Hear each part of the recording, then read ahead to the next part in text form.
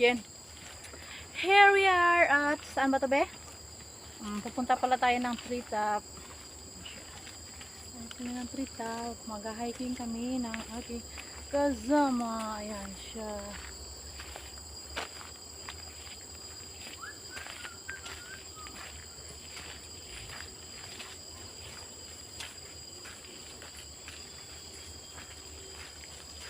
Say hi ka be.